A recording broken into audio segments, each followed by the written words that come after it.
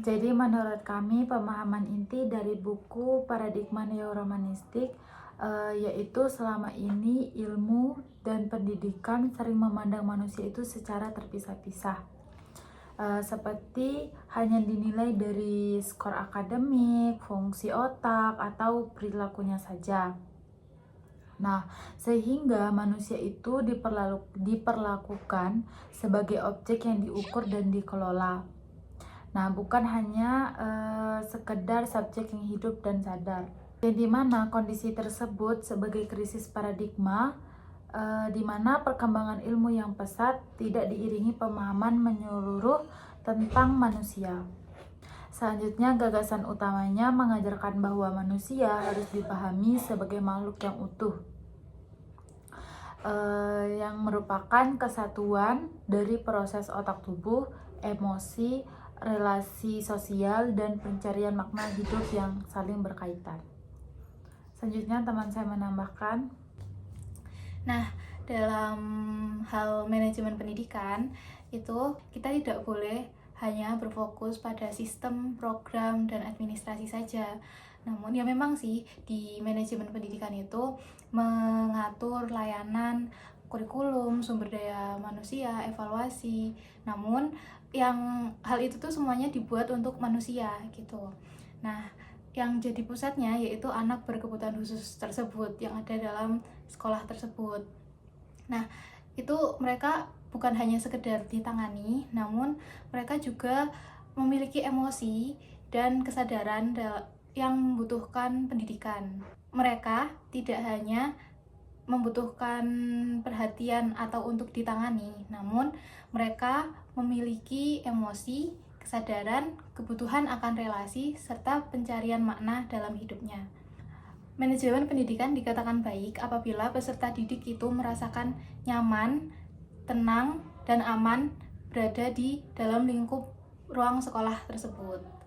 Nah, di buku ini menjelaskan bahwa manajemen pendidikan khusus itu bukan hanya soal menjaga kelancaran sistem, namun juga bertanggung jawab dalam moral untuk menjaga martabat kemanusiaan peserta didik. Seperti itu. Jadi ada satu gagasan penting dari kelompok kami yang menurut kami itu bagus untuk dibahas. Jadi tentang kesadaran. Jadi kesadaran itu adalah dasar dari segala sesuatu itu terjadi. Jadi kesadaran itu adalah dasar dari kita melakukan suatu hal, kita berpikir, kita bertindak, kita mengucapkan sesuatu. Jadi kan kesadaran itu adalah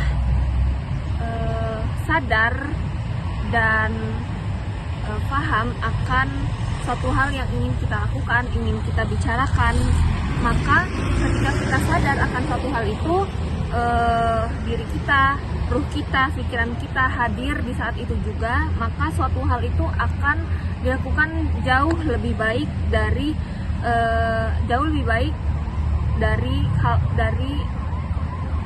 tanpa adanya kesadaran itu.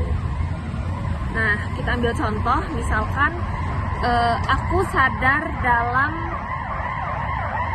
belajar itu penting, maka aku secara ruh, pikiran, dan juga hati akan hadir dalam pembelajaran ketika dimulai, karena aku sadar bahwa pembelajaran itu penting. Contoh lain, misalkan aku sadar bahwa waktu itu sangat berharga, maka aku sadar dan aku paham aku tidak akan menyia-nyiakan waktu yang diberikan Tuhan kepadaku. Seperti itu gagasan yang menurut kita kutipan yang penting untuk dibahas. Buku ini memaknai bahwa pembelajaran merupakan suatu proses kemanusiaan, bukan sekedar pencapaian akademik. Pembelajaran yang bermakna terjadi ketika peserta didik dipandang sebagai manusia utuh yang belajar dengan kesadaran, emosi, dan makna. Buku ini mengingatkan bahwa pendidikan seharusnya tidak hanya menghasilkan nilai, tetapi juga mendukung pertumbuhan diri dan martabat manusia dalam proses belajar.